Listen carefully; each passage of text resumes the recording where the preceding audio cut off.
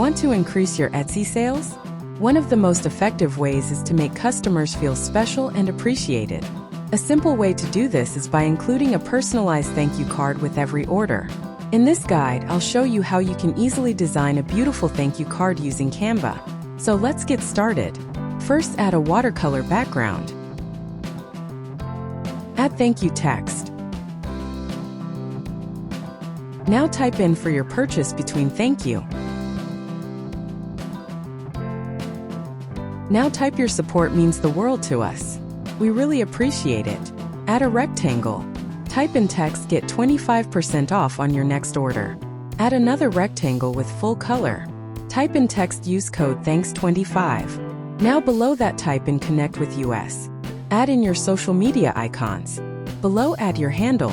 Then type in please leave a review. Add a star shape element. Duplicate it 4 times.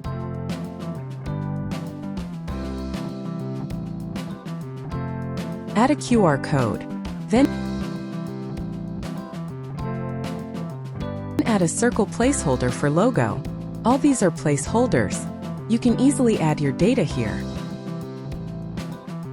And just like that, your thank you card is ready. If you like this design, you can find this exact template. Link in the description below.